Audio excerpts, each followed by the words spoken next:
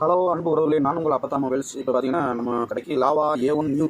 இது வந்து கஸ்டமர் வந்து சார்ஜ் ஏறலை அப்படின்னு சொல்லிட்டு மொபைல் வந்து கொடுத்தாங்க. இந்த மாடல் சார்ஜ் பண்ணி மாற்ற போகிறோம். வாங்க எப்படி மாற்றலாம் பாருறோம். மாடல் ஓப்பன் பண்ணிடலாம். ஓப்பன் பண்ணியாச்சு.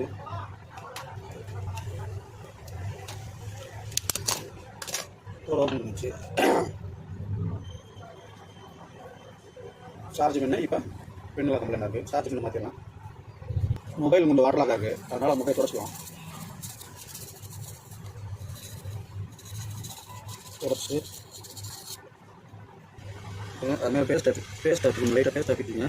பேஸ்ட் ஆப்பிட்டு இப்போ பழைய சார்ஜ் பண்ணி ரிமூவ் பண்ணி எடுத்துக்கலாம்.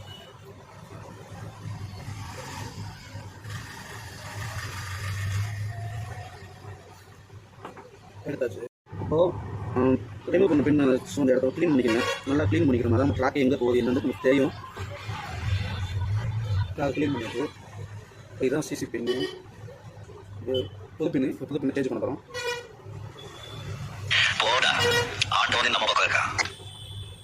புது பின்னை ஏற்றிட்டு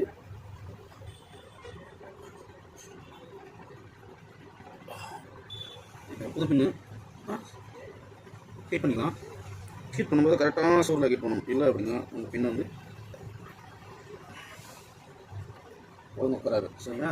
அதனால் கரெக்டான ஹீட்டில் இதமான காற்றுல வைக்கணும். வரல வேண்டாம்.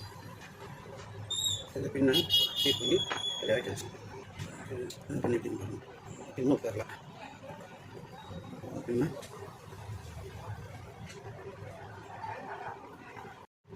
சார்ஜிங்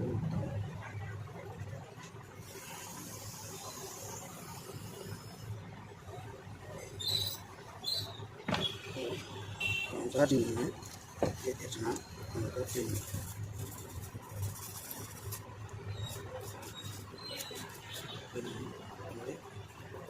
பண்ணிக்கணும். சைன் பண்ணிச்சு. புது பின்னு மாற்றியாச்சு. சார்ஜ் மாற்றியாச்சு. இப்போ அதில் ஃபிட் பண்ணி பார்க்கணும்.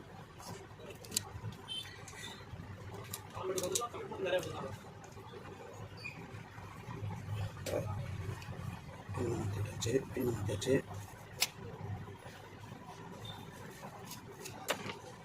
இப்போ பின்னை மாற்றியாச்சு. புது பின் மாற்றியாச்சு. இப்போ புது பின் ஏற்கனவே செக் பண்ணி பார்க்கலாம்.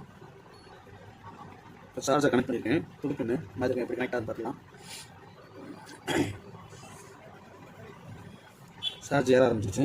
இப்போ புது பின் மாற்றினது சக்ஸஸ் ஆகிடுச்சு. சார்ஜ் நல்லா ஏறுது. கஸ்டமருக்கு ஃபிட் பண்ணி கொடுத்துடலாம்.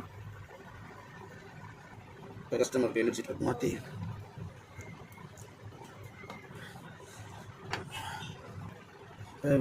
ஃப்ரெண்டு ஒரு மாற்றி விட்டு மாற்றிடுச்சு. இப்போ இந்த கஸ்டமருக்கு மொபைல் ரெடி ஆகிடுச்சு. அடுத்த வீடியோ வச்சு போகணும் நண்பர்களே.